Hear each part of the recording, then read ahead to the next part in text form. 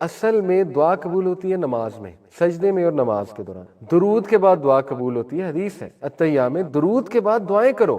صحابہ کہتے ہیں نبی صلی اللہ علیہ وسلم اتنی دعائیں کرتے تھے درود کے بعد کہ ہم کہتے تھے سلام پھیرنا بھول گئے، نبی صلی اللہ علیہ وسلم سلام پھیرنا بھول گئے۔ ہم کیا کرتے ہیں پتہ نہیں کیوں کرتے ہیں ایسے، درود کے بعد ایک دعا، اونلی ون دعا، ربی جعلنی مقیم الصلاۃ، جو بچپن سے قاری صاحب نے سکھائی ہوئی، سلام پھیر لیا جاتا ہے جماعت کے ساتھ بات کر، اس کے بعد ہاتھ اٹھا کے دعا کی جاتی ہے جس کی کسی کو سمجھ نہیں آ رہی، اور وہ صرف اینڈ میں ایک جملہ سمجھ میں آتا ہے صلی اللہ علیہ وسلم، اور پھر اس طرح ہاتھ پھیر لیا۔ ٹھیک ہے جماعت کے بعد کبھی کبھی دعا کی جا سکتی ہے اس طرح سے، اگر ضروری کوئی موقع ہے اجتماعی دعا بیماروں کے لیے، لیکن اس کو روایت بنا لینا کہ اس کے بغیر نماز ہی نہیں ہوئی، یہ پتہ نہیں کہاں سے آیا۔ اس طرح کی باتیں اکثر آپ کو بزرگ ڈانٹ دیتے ہیں کہ تم نے دعا نہیں کی۔ بھائی نماز ساری کی ساری دعائیں، کیا مطلب دعا نہیں کی ساری؟ بلکہ لوگ ڈسٹرب ہوتے ہیں، نماز کے بعد تو اذکار ہے، نماز کے بعد تو اچھے خاصے اذکار ہیں، 9-10 اذکار ہیں۔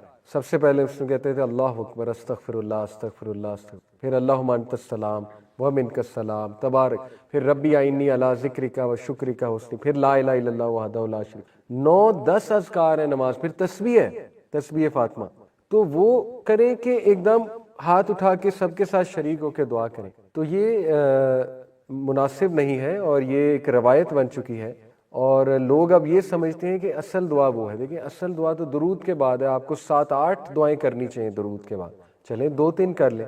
اور یہ خوبصورتی ہے نماز کی، آپ باقاعدہ اپنی نماز کو دیکھیں کس طرح بیوٹیفائی کر سکتے ہیں، آپ مختلف کیٹیگریز بنا سکتے ہیں دعاؤں کی۔ مثال کے طور فجر کے وقت آپ کیٹیگری بنا سکتے ہیں برکت کی دعاؤں کی، آپ فجر کے وقت یہ دعا تو کنفرم کریں، اللہم انی اعوذ بک من عذاب جہنم ومن عذاب القبر ومن فتنۃ المحیاء والممات ومن شر فتنۃ المسیح، یہ تو کنفرم ہے ہر نماز، کیونکہ یہ تو صحابہ کو سکھائی تھی، اس نے ہر نماز میں کرنی۔ اس کے بعد کیٹیگریز بن سکتی ہیں، فجر کے وقت میں بھی برکت کی دعائیں، to feel good, to ask for goodness, ربنا آتنا فی الدنیا حسنۃ وفی الآخرۃ حسنۃ، اللہم انی اسألک المعافاۃ فی الدنیا والآخرہ، ٹھیک ہے نا، اللہم اکثر مالی و ولدی و بارک لی فیما اعطیتنی وقت الحیاتی اللہ تعالی، یہ برکت کی دعائیں۔ ظہر پہ کیٹیگری بنائی جا سکتی ہے استقامت کی دعائیں، اللہم اہدنی وسددنی، اللہم انی اسألک الہدی والسداد، ٹھیک ہے، اسی طرح ربنا لا تزغ قلوبنا بعد اذ ہدیتنا۔ عصر کے وقت کیٹیگری بنائی جا سکتی تقوی کی دعائیں، اللہم انی اسألک الہدی والتقی والعفاف والغنی۔ اسی طرح مغرب کے وقت کیٹیگری بنائی جا سکتی ہے پناہ مانگنے والی دعاؤں کی، جس میں پناہ کا ذکر ہے کہ اللہ میں پناہ مانگتا ہوں، فار ایگزامپل اللہم انی اعوذ بک من علم لا ینفع، من قلب لا یخشع، من نفس لا تشبع، من دعوت لا یستجاب لها۔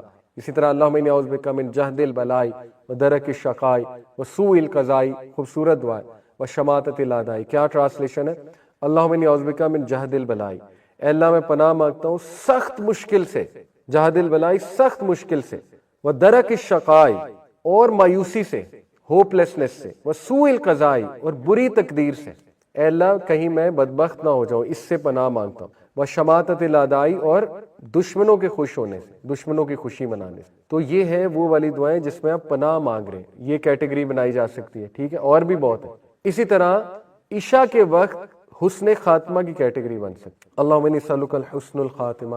اسی طرح اللہم احسن عاقبتنا فی الامور کلھا واجرنا من خزی الدنیا وعذاب الآخرہ، اے اللہ میرے تمام امور کو احسن انجام تک پہنچا اور مجھے ذلت سے بچا لے، دنیا کی اور آخرت کی، ٹھیک ہے۔ اسی طرح یو کین ایڈ دس دعا حسن خاتمہ ریلیٹڈ جو ہے، اللہم رحمتک ارجو فلا تکلنی الی نفسی طرفۃ عین واصلح لشانی کلہ لا الہ الا انت، یہ بھی اسی کی ہے نا کہ میرے تمام کے تمام اللہ جو اعمال ہیں ان کی اصلاح فرما دے۔ تو دیکھیں so much beauty can be added to نماز، اگر آپ محنت کریں، اگر آپ محنت کریں کہ صبح میں یہ کر لیتا ہوں، اور مکس بھی کر سکتے ہیں، اور جب آپ کا جو دل کرے کر سکتے ہیں، جو دل میں آئی ہوئی ہے دعا وہ کر لیں اللہ سبحانہ تعالیٰ سے، ٹھیک ہے۔ اس سے نماز میں جان آئے گی۔ لوگ کہتے ہیں نماز میں دھیان نہیں ہوتا، دھیان کیسے آئے گا؟ ربی جعلنی پڑھ پڑھ کے وہ اتنی زیادہ ڈی سینسٹائز ہو چکے ہیں کہ پہلی تو بات پتہ ہی نہیں پڑھ کیا رہے ہیں، اتنی خوبصورت دعا ہے ربی جعلنی مقیم الصلاۃ، لیکن وہ سمجھ ہی نہیں کہہ کیا رہے ہیں، تو اس سے ہم ڈی سینسٹائز ہو چکے ہیں، افیکٹ بھی نہیں ہو رہا کہ کہہ کیا رہے ہیں۔ تو آپ جان لائیں اپنی نماز میں۔ اسی طرح سورہ اخلاص پڑھ پڑھ کے ڈی سینسٹائز ہو چکے ہیں، یہ ہم سب کا مسئلہ۔ تو اس میں مختلف سورج لائیں، حفظ کریں، 2-3 آیات حفظ کریں، پڑھا کریں اپنی نمازوں میں، مین کامن آیات، ٹھیک ہے نا، 30ویں پارے سے سٹارٹ کریں، حفظ کرنا شروع کریں، سنتوں میں پڑھا کریں، ریوائز کیا کریں قرآن کو، ٹھیک ہے، ذرا جان لے کر آئیں، مختلف سورج پڑھ کر جان لے کر آیا کریں۔ اس طرح رکوع میں کبھی کہہ دیا سبوح قدوس رب الملائکۃ والروح، کبھی کہہ دیا سبحان ربی العظیم، سبحان ربی العظیم، مکس بھی کہہ سکتے ہیں دونوں، کبھی کہہ دیا سبحانک اللہم وبحمدک اشہد ان لا الہ الا انت اتوب الیک، ٹھیک ہے۔ اسی طرح سمیع اللہ لمن حمیدہ، اس پر فیل کیا جائے کیا ہے سمیع اللہ لمن حمیدہ کا مطلب کیا ہے؟ اللہ نے سن لیا جو آپ نے کہا ہے، ٹھیک ہے۔ اللہ نے سن لیا کا مطلب ہے کہ ایک ہے اللہ سنتا ہے ایک اور بات ہے، سن لیا ہے ایک اور بات، سن لیا ہے میں قبولیت ہے، سمجھ رہے؟ سنتا ہے میں بس فیکٹ ہے کہ سنتا ہے اللہ، سن لیا ہے میں ہے کہ سن لیا آپ کی بات، قبول کر لیا آپ کی بات، جو آپ نے رکوع میں کی، جو آپ نے سورہ فاتحہ پڑھی وہ سن لیا اللہ نے۔ اسی بات پر ہم جشن مناتے ہیں، سمیع اللہ لمن حمیدہ یہ کہہ کر ہم جشن کیا مناتے ہیں؟ ربنا ولک الحمد، یہ جشن ہے نا کہ اللہ نے چونکہ سن لی تو تمام کے تمام ہم کس کے لیے؟ اس کے لیے۔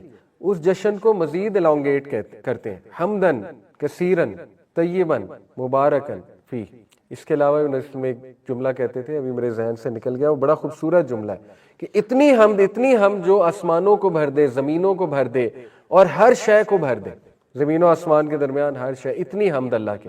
یہ خوشی کیوں منائی جا رہی ہے؟ کبھی آپ نے سوچا ہے؟ حمدن کثیرن، ایک صحابی تھے، نبی صلی اللہ علیہ وسلم نے کہا سمیع اللہ لمن حمیدہ ربنا ولک الحمد، پیچھے سے بولے حمدن کثیرن طیبا مبارکن فی۔ نبی صلی اللہ علیہ وسلم نے جب سلام پھیرا کہا یہ کس نے کہا ہے؟ صحابی نے کہا میں نے کہا ہے، صحیح بخاری کہہ دی۔ اللہ کے نبی نے کہا میں نے 30 یا 40 اینجلز کو دوڑ لگاتے ہوئے دیکھا تمہارے الفاظ لکھنے میں، ثابت ہوا یہ پڑھو۔ نبی صلی اللہ علیہ وسلم نے تعریف کی صحابی کی، تو وہ صحابی خوشی منا رہا تھا نا کہ واقعی حمدن کثیرن طیبا مبارکن فی۔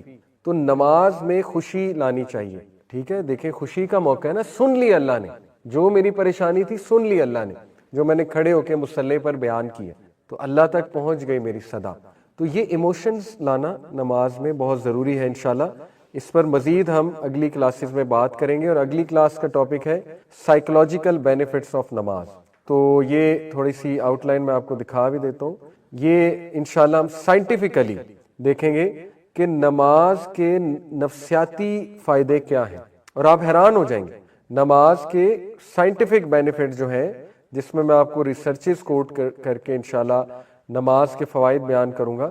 اور یہ جاپنیز کانسیپٹس سٹریس مینجمنٹ کے، اور پھر ظاہر ہے سٹریس کی تھیوریز ہیں، اٹینشن ریسٹوریشن تھراپی اس کو کہتے ہیں۔ اس کو کبھی آپ نماز میں لگا کر دیکھیں تو آپ کی نماز میں جان آ جائے گی، ٹھیک ہے۔ اور نبی اکرم صلی اللہ علیہ وسلم سب سے زیادہ جو ٹائم لگاتے تھے وہ سجدے میں لگاتے تھے، اور یہ اللہ سبحانہ تعالیٰ کی فیوریٹ پوزیشن ہے ایک اپنے بندے کے لیے، اپنے عبد کے لیے۔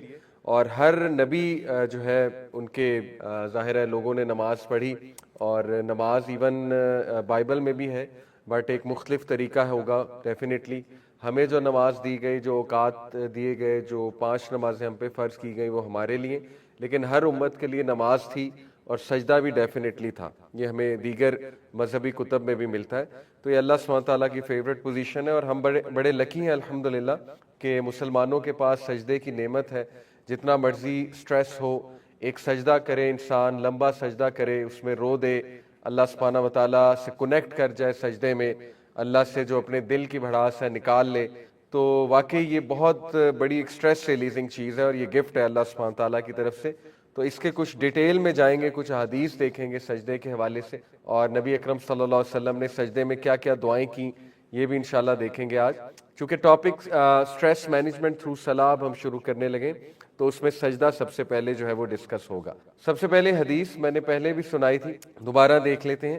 اللہ کے نبی صلی اللہ علیہ وسلم نے فرمایا اقرب ما یکون العبد من ربہ وہو Sajid, the closest one can be to his Lord is when he prostrates in sujood۔ یعنی یہ عجیب بات ہے کہ جب آپ سجدے میں ہیں تو آپ اللہ سبحانہ تعالیٰ کے سب سے زیادہ قریب۔ اب کس طرح سے قریب ہیں واللہ عالم، یہ تو ایک متشابہات میں سے ہے، لیکن فیلنگز میں بھی قریب ہیں obviously، اور لٹرلی بھی شاید قریب ہیں۔ اسی لیے اللہ کے نبی صلی اللہ علیہ وسلم تو سجدہ شکر بھی کرتے تھے، جب بھی انہیں کوئی گڈ نیوز ملتی تو سب سے پہلے وہ سجدہ کرتے تھے۔ تو سجدہ شکر بالکل ثابت ہے، اور کرنا چاہیے جب بھی انسان کو کوئی اچھی نیوز ملے، اور یہ فطری بھی ہے۔ آپ نے اکثر دیکھا ہے کہ ایون نان مسلم جب کوئی سینچری کرتے ہیں یا کوئی سپورٹس مین آپ نے دیکھا ہے فٹ بال گول سکور کرتا ہے تو اوپر دیکھتا ہے. تو یہ ایک فطرت بھی ہے انسان کے اندر، ظاہر ہے کہ خدا ہے اور اس کا دل کرتا ہے خدا کا شکر کرنے کا، لیکن جو بیسٹ شکر ہے وہ سجدے میں ہے.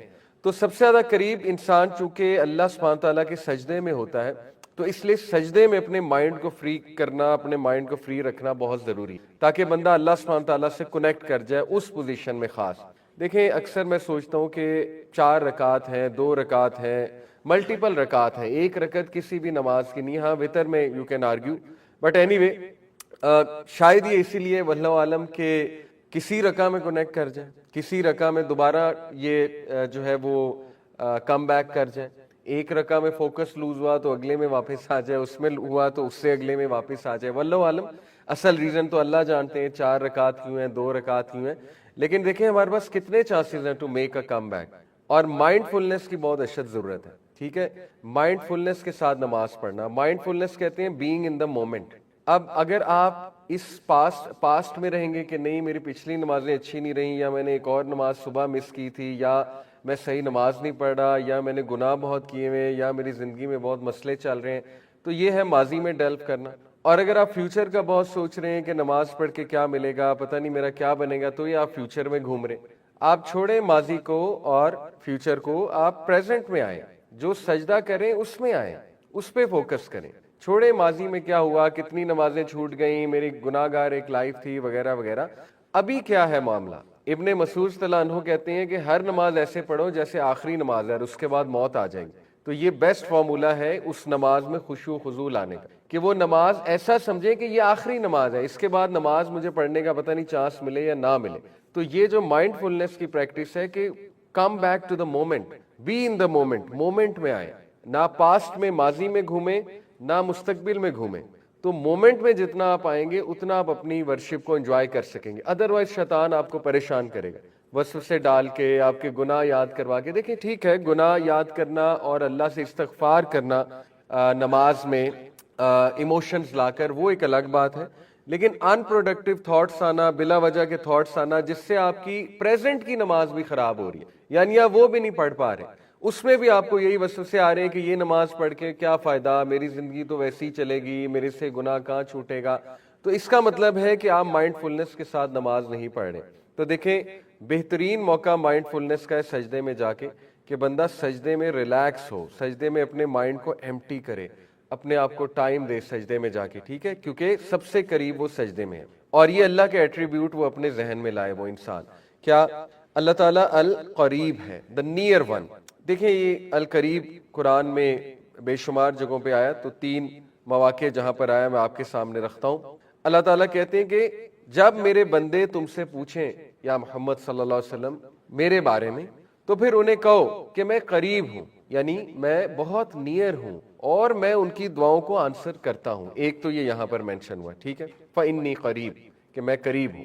پھر یہ جو آیا ہے سورہ سبا کی آیت نمبر 50، اللہ تعالیٰ نے قریب اور السمیع کو یہاں پر مینشن کیا ہے اپنے ڈیفرنٹ ایٹریبیوٹس کو، کہ ود السمیع the all hearing, indeed he is hearing and near, یعنی وہ سننے والا بھی ہے اور بہت قریب بھی ہے. یہ دیکھیں یہ دونوں ایٹریبیوٹس کیوں جمع ہوئے، سننے والا اور قریب؟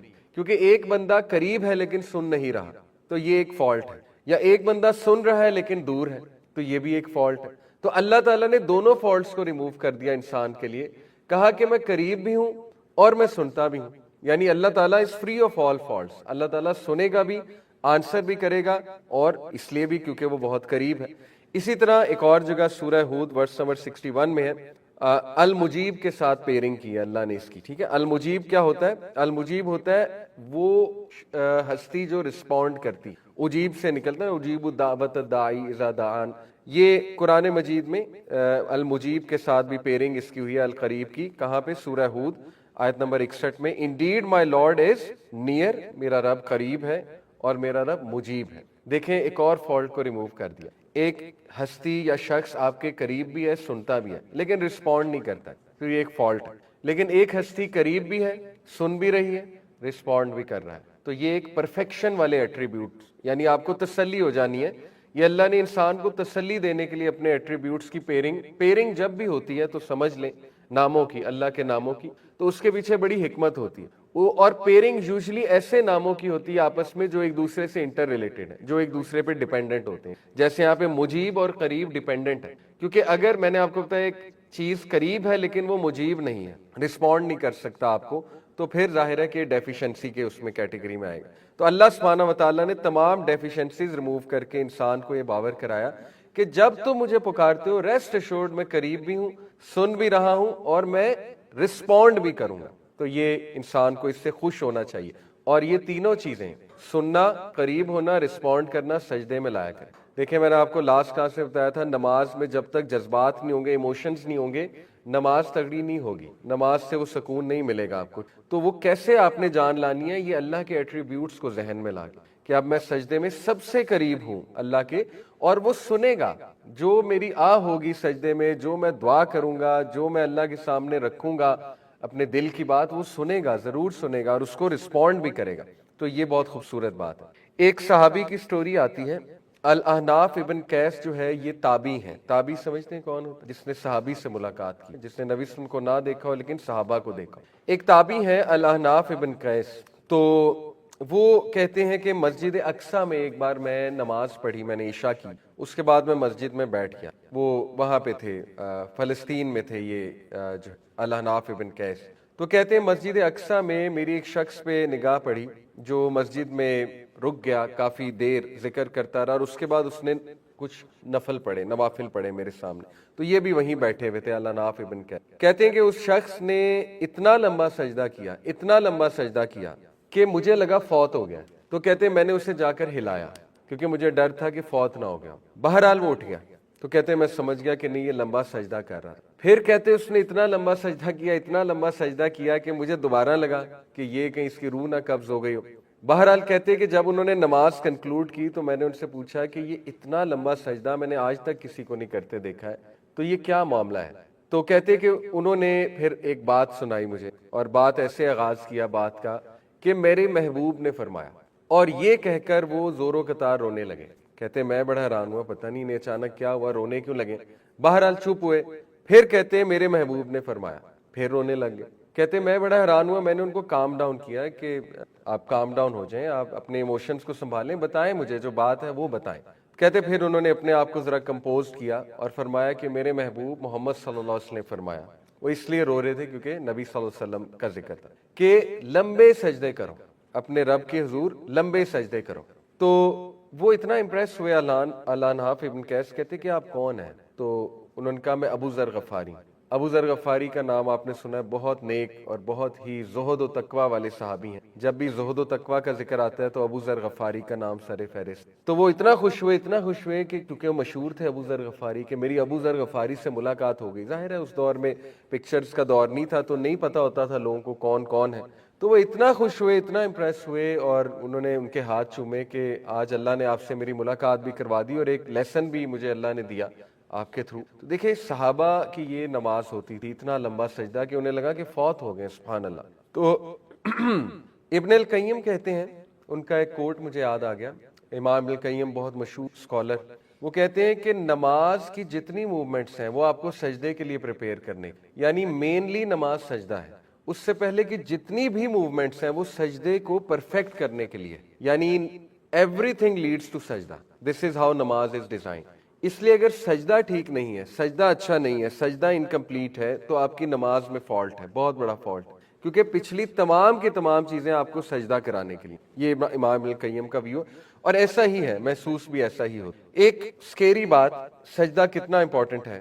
یہ قرآن کی آیت ہے سورہ قلم کی آیت نمبر 42. اللہ سبحانہ وتعالیٰ کہتے ہیں یوم یکشف عن ساق ویدعون الی السجود فلا یستطیعون.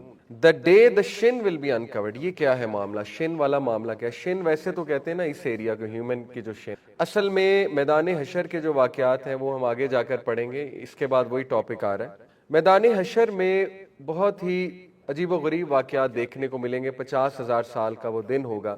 اللہ رب العالمین اپنے جلال کے ساتھ لائک اے کنگ، اپنی میجسٹی کے ساتھ تشریف لائیں گے، اور اللہ سبحانہ تعالیٰ عرش پر مستوی ہوں گے جیسے ان کی شان کو لائق ہے. اللہ سبحانہ تعالیٰ کا عرش جو ہے وہ 8 فرشتوں نے اٹھایا ہوگا. یہ سورہ حاقہ میں آتا ہے. اور وہ کیا منظر ہوگا کہ اللہ سبحانہ و تعالیٰ آ رہے ہیں لوگوں کا حساب لینے، اور اللہ کی کورٹ میں لوگوں کو جو ہے وہ پریزنٹ کیا جائے گا. تو اس دن اللہ سبحانہ تعالیٰ کی شن انکور کی جائے گی. قرآن کی آیا میں آپ کے سامنے رکھ رہا ہوں. دیکھیں جب بھی اللہ کے کچھ فزیکل ایٹریبیوٹس کا ذکر آئے، یہ ایک عقیدہ کا پوائنٹ بھی سمجھ لیں. فار ایگزامپل اللہ کا فیس، اللہ سبحانہ تعالیٰ کا فیس ہے، اور اللہ سبحانہ تعالیٰ کا فیس ہم سب انشاءاللہ امید کرتے ہیں ہم دیکھیں گے جنت میں، کیونکہ یہ حدیث میں آتا ہے اور اس سورہ قیامہ میں بھی ہے. وجوہ ہوئی یومئذ ناظرہ الی ربہا ناظرہ، some faces that day will be looking at their lord. تو صحابہ نے کہا تھا یا رسول اللہ کیا ہم اللہ کا چہرہ دیکھیں گے؟ اللہ کے نبی صلی اللہ علیہ وسلم نے کہا بالکل دیکھو گے، ایسے جیسے کہ تم چاند کو دیکھتے ہو، جس طرح کہ چاند تمہیں بڑا کلیئر نظر آتا ہے، فل برائٹ نظر آتا ہے. تو اللہ کا چہرہ بھی ہے. اللہ کے 2 ہاتھ اور ہے نہیں ہے واللہ عالم، لیکن 2 کا تو ڈیفینیٹلی ذکر ہے، رائٹ ہینڈز. ٹھیک ہے، اب وہ کیسے ہیں ہمیں نہیں پتا. یہ اس طرح کے نہیں ہے کہ 5 انگلیاں، سکن، گوشت، اس کے بعد اسکیلیٹن، واللہ عالم. اللہ کے جتنے ایٹریبیوٹس ہمیں قرآن یا حدیث میں مل گئے ان پہ ایز اٹ از ایمان لانا ہے، وداؤٹ تھنکنگ کیسے ہیں، کیونکہ لیسا کمثلہ شیء، اللہ تعالیٰ جیسا کچھ بھی نہیں. اللہ تعالیٰ کو آپ لوگ امیجن بھی نہیں کر سکتے، کیونکہ ہمارا مائنڈ اس کی کچھ لمیٹیشنز ہیں، ہم گراس بھی نہیں کر سکتے کہ اللہ سبحانہ تعالیٰ کی فزیکل بینگ کیسی ہے. تو اس میں متشابہات میں سے ہے یہ، چونکہ تو متشابہات میں بیسٹ اپروچ یہی ہے کہ ایمان لاؤ، کیونکہ غیب ہے. تو اسی طرح اللہ کی شن کا جو ذکر ہے، ٹھیک ہے، جہاں یہ شن آ رہا ہے، اللہ کے مسکرانے کا ذکر ہے. اب ظاہر ہے اللہ کے فیس کو آپ نہیں امیجن کر سکتے، کیا وہ ہیومن بینگ جیسا فیس ہے؟ نو، واللہ عالم. انشاءاللہ یہ تو دعا کریں اور کرنی چاہیے کہ اللہ ہمیں دیدار کروائے. تو یہ جو شن ہے یہ بھی متشابہات میں، یہ واللہ عالم کیا چیز. لیکن اللہ سبحانہ تعالیٰ کی شن انکور کی جائے گی. یہ سورہ قلم میں یوم یکشف عن ساق، the day the shin will be uncovered، اللہ سبحانہ تعالیٰ کی الی السجود، اور انہیں انویٹیشن دی جائے گی تمام انسانیت کو کہ سجدہ کرو. فلا یستطیعون، جو ڈس بلیور سے یہاں پہ مراد ہے جنہوں نے دنیا میں سجدہ نہیں کبھی کیا تھا، وہ اس دن سجدہ نہیں کر سکیں گے. اور حدیث میں آتا ہے کہ وہ کرنا چاہیں گے، کیونکہ وہ جلال کا منظر ایسا ہوگا کہ وہ گر پڑیں گے سجدے میں، گرنا چاہیں گے، لیکن ان کی کمر ایسے ہو جائے گی جیسے سریا ہوتا ہے، یعنی ان کی کمر بالکل اکڑ جائے گی اور ان سے جو ہے وہ سجدہ نہیں ہو پائے گا. تو یہ ایک بڑی ڈینجرس بات ہے. اللہ تعالیٰ نے پہلی وہ سین بتا دیا، اور یہ وہ لوگ ہوں گے انفارچونیٹلی جن کو سجدے کی دعوت دنیا میں دی جاتی تھی لیکن وہ سجدہ نہیں کرتے. تو دیکھیں جب بھی ایسی آیات آئیں، آلدو یہ آیت ڈس بلیورز کے بارے میں ہے جنہوں نے بالکل بھی ایمان نہیں، دعوت کے باوجود وہ ایمان نہیں لائے، جیسے ابو جہل اور باقی دیگر جو قریش کے چیفز ہیں. یس، سب سے پہلے تو وہ شامل ہیں، کیونکہ سب سے تو بڑے ڈس بلیورز وہ ہیں، کیونکہ نبی صلی اللہ علیہ وسلم was right in front of them. قرآن ان کے سامنے نازل ہو رہا تھا، پھر بھی انکار کیا. نہ صرف انکار کیا، نقصان بھی پہنچایا نبی صلی اللہ علیہ وسلم کو، اور پروپیگنڈا بھی کیا. تو سب سے بڑے مجرم تو وہ ہیں. تو یس، یہ سب سے پہلے تو ان کے بارے میں. لیکن جب بھی ایسی آیات آئیں تو تزکیہ یہی ہے کہ ہم اپنے اوپر بھی اپلائی کریں، یہ بہتر ہے ہمارے ہی لیے. تو اس لیے ہمیں بھی ڈرنا چاہیے کہ خدا نہ خواستہ کہیں ایسا نہ ہو کہ ہم بھی اس صف میں شامل ہوں کہ ہم سے بھی سجدہ نہ ہو اس دن، اعوذ باللہ. اور یہ اس کا رسک تبھی بڑھے گا جب نماز ہم اگنور کریں، نماز کا ٹائم اور ہم نماز نہ پڑھیں. تو یہ میں اس لیے ایک تزکیہ کے پوائنٹ آف ویو سے بتانا چاہ رہا ہوں. سو 7 آبجیکٹیوز آف سجود، انشاءاللہ آج ہم یہ ڈسکس کرتے ہیں. دیکھیں نماز کے ہر ایکٹ کے کچھ نہ کچھ آبجیکٹیوز ہیں، بہت ہی خوبصورت آبجیکٹیو. تو اسکالرز نے اپنی ایک کوشش کی اور 7 آبجیکٹیوز ڈیفائن کی سجدے کے، وہ انشاءاللہ تعالی آج ہم دیکھتے ہیں. Number 1، humility and showing your absolute need. دیکھیں سجدہ جو ہے یہ سب سے ہمبل پوزیشن. آپ نے کوئی ایسا سین کبھی دیکھا ہو کہ مووی کا سین کہ کوئی بہت ہی ایسا بادشاہ جو ایبسولوٹ اتھارٹی کمانڈ کر رہا ہے اور چاہتا ہے کہ لوگ ایبسولوٹلی اس کے سامنے گر پڑیں، تو وہ کہتا ہے کہ ناک رگڑو. ٹھیک ہے، یعنی تکبر میں وہ کہتا ہے کہ ناک رگڑو زمین پہ، کیونکہ وہ سب سے ہمبل اور سب سے ایک لوور پوزیشن ہے فار اینی ہیومن بینگ. تو اس کا حقدار صرف اللہ ہے. اسی لیے کوئی انسان یہ کرائے گا تو وہ متکبر ہے اور وہ مجرم ہے بہت بڑا، کہ وہ انسانوں کو اگر ایسا کروائے گا جو کہ فرعون کرواتا. اس کا حقدار صرف اللہ رب العالمین ہے. تو اس لیے یہ اس کا ایک آبجیکٹو ہے کہ ہیومن بینگ ہمبل رہیں اور ہیومن بینگ اپنی ایبسولوٹ نیڈ کو سجدے کی پوزیشن میں جا کر، کیونکہ سجدے کا مطلب یہ کہ ایک انسان ایبسولوٹ نیڈ میں آیا اللہ سبحانہ تعالیٰ کے پاس، تو ایک تو اس کا یہ آبجیکٹو۔ دوسرا آبجیکٹو اس کا کلوزنس ہے۔ کلوزنس کی حدیث میں آپ کو سنا چکا ہوں کہ اللہ کے نبی صلی اللہ علیہ وسلم نے فرمایا کہ سب سے زیادہ کلوز انسان اللہ تعالیٰ کے سجدے میں ہوتا ہے۔ تیسرا آبجیکٹو اس کا ہے دعا۔ نبی صلی اللہ علیہ وسلم نے فرمایا سجدے میں کثرت سے دعا کرو۔ کیوں؟ کیونکہ سجدے میں دعا قبول۔ اب انفارچونیٹلی ہمیں صحیح سے نالج نہیں ہے۔ میرے ساتھ کچھ لوگ جب نماز پڑھتے ہیں تو میں آواز آ جاتی ہے، وہ اونچی ذرا سبحان ربی الاعلیٰ کہہ رہے ہوتے ہیں، وسپر بھی ہو تو آواز آ جاتی ہے، تو میں نے اکثر نوٹ کیا کہ امام جب لمبا سجدہ کر دے تو وہ لوگ 3 بار سبحان ربی الاعلیٰ کہہ کے خاموش ہو جاتے۔ اٹ سرپرائزز می، مطلب وہ یہ سمجھتے ہیں کہ 3 سے زیادہ کہا تو نماز انویلڈ ہے۔ پتہ نہیں کس نے سکھا دیا، کس قاری صاحب نے بچپن میں تعلیم دے دی ہے، حالانکہ سبحان ربی الاعلیٰ تو 100 بار بھی کہہ سکتے سجدے میں۔ یہ جو صحابی تھے، جو ابو ذر غفاری، یہ اتنا لمبا سجدے میں کیا کہہ رہے تھے اگر صرف 3 بار سبحان ربی الاعلیٰ؟ تو یہ جو لیک آف نالج ہے نماز کے بارے میں، جو اگنورنس ہے، اس نے ہمارا بڑا نقصان کیا۔ کئی لوگوں کو یہ مسکنسیپشن ہے کہ درود ابراہیمی کے بعد صرف ایک دعا کر سکتے، اور وہ دعا ہے ربی جعلنی مقیم الصلاۃ ومن ذریتی۔ بہت زبردست دعا ہے، امیزنگ دعا، لیکن ان کو پتہ نہیں کس نے سکھا دیا کہ اس کے علاوہ دعا ہی کوئی نہیں کر سکتا، اور اس کے علاوہ کوئی دعا کریں گے تو نماز انویلڈ ہو جائے گی۔ تو بہرحال یہ مسکنسیپشنز کو ہم نے ایڈریس کرنا ہے، اسی لیے ہماری نمازوں میں جان نہیں ہے۔ پھر ایک اور مسکنسیپشن، اب ایک ینگسٹر نے نئی نماز شروع کی تو ہم اسے کہتے ہیں پہلے پچھلی پڑھو۔ وہ بیچارہ ابھی کی نہیں پڑھ پا رہا، اسے کہہ رہے ہیں پچھلی پڑھ کے آؤ، تو وہ کہے گا پھر چھوڑو۔ اور یہی وجہ ہے بہت سے ینگسٹرز کیوں نہیں نماز پڑھتے، کیونکہ وہ کہتے ہیں یار پہلی پچھلی پڑھنی پڑے گی۔ یہ بالکل اسی طرح ایک اسٹوڈنٹ، اس کی اسائنمنٹس پائل اپ ہوئی جا رہی ہیں، پائل اپ ہوئی جا رہی ہیں، اینڈ میں وہ جب پڑھنے بیٹھے گا، اپنی سلائیڈز کھولے گا، وہ کہے گا یار پہلے پچھلی سلائیڈز پڑھنی پڑیں گی، وہ کہے گا چھوڑو ساری سلائیڈ فیل ہو جاتی۔ یہی وجہ ہے بہت سے یوتھ نماز نہیں پڑھتے، کیونکہ انہیں پتہ نہیں تعلیم دے دی گئی ہے کہاں سے کہ بیٹا پہلے پچھلی پڑھو، کمپلیٹ کرو پچھلی۔ اور لوگ یہ کرتے ہیں، جیسے وہ کہتے ہیں کہ ظہر کے ساتھ میں پچھلی ظہر پڑھوں گا، اس طرح عصر کے ساتھ میں پچھلی عصر پڑھوں گا، اس طرح وہ کرتے رہتے ہیں۔ وہ پھر اتنا برڈن ہو جاتا ہے، اتنا پائل اپ ہو جاتا ہے۔ دیکھیں یہ کہیں سے نہیں ثابت کہ آپ نے پہلی پچھلی نمازیں پڑھی، نہ ہی قضائے عمری جیسی، وہ بھی بس لوگوں نے بنا دی، آلدو ایک ضعیف حدیث سے دلیل ملتی ہے، لیکن ضعیف حدیث ہے۔ ثابت یہی ہے کہ آپ نماز شروع کر دو اور اپنے نوافل بڑھاؤ انشاءاللہ، اور جو 12 سنتیں آپ دن میں پڑھتے ہو، بلکہ اور بھی بہت سی سنتیں ہیں انشاءاللہ تعالی۔ تو جیسے دیکھیں ضحیٰ پریئر ہے جو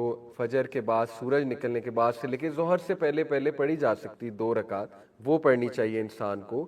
تو بہت سے اور نوافل ہیں۔ عصر سے پہلے دیکھیں 2 طرح کی سنت ہے، سنہ مؤکدہ اور سنہ غیر مؤکدہ۔ سنہ مؤکدہ 12 ہے، سنہ غیر مؤکدہ 10 ہے، جو حدیث سے ثابت۔ مؤکدہ کا مطلب ہوتا ہے ہائیلی ریکمینڈڈ، اور غیر مؤکدہ کا مطلب ہے کہ ٹھیک ہے کبھی پڑھ لی کبھی نہ پڑھی۔ مؤکدہ سنہ آپ ریگولر چھوڑیں گے تو آپ کو گناہ مل سکتا ہے، ریگولر اگر چھوڑیں گے، کبھی کبھی چھوٹ گئی فائن، ریگولر عادت بنا لیں گے تو گناہ ملتا ہے، گناہ ملنے کے چانسز ہیں، ٹھیک ہے۔ یہ ایک فرق ہے مؤکدہ اور غیر مؤکدہ۔ مؤکدہ 12 کیسے ہیں؟ 2 سنت فجر کی، ظہر میں 4 سنتیں، اور ظہر پڑھ کے 2 سنتیں، کتنی ہو گئی ٹوٹل 8۔ مغرب کی 2 10، عشاء کی 2 12۔ یہ 12 ہے سنہ مؤکدہ۔ جو یہ 12 سنت پڑھے گا، نبی صلی اللہ علیہ وسلم نے فرمایا اللہ جنت میں اس کے لیے ایک اسپیشل محل بنا۔ غیر مؤکدہ کیا ہے؟ غیر مؤکدہ میں سب سے پہلے ظہر کی طرف آئیں تو 2 رکعت نفل، وہ غیر مؤکدہ 2 رکعت اور پڑھے نبی صلی اللہ علیہ وسلم نے، وہ آتا ہے۔ اس کے بعد عصر سے پہلے 4 رکعت، وہ 2 کر کے بھی پڑھے اور 4 بھی پڑھے، ٹھیک ہے، عصر سے پہلے، وہ غیر مؤکدہ سنہ ہے، ثابت ہے نبی صلی اللہ علیہ وسلم نے پڑھے، تو وہ کتنے ہو گئے 6۔ اس کے بعد مغرب کی نماز سے پہلے 2 پڑھے۔ آپ نے دیکھا ہے جب آپ عمرہ یا حج کرنے گئے ہو مسجد حرم میں، بہت سے لوگ اٹھ کے مغرب کی نماز سے پہلے 2 رکعت پڑھ رہے ہیں، اور کئی مساجد میں بھی آپ نے۔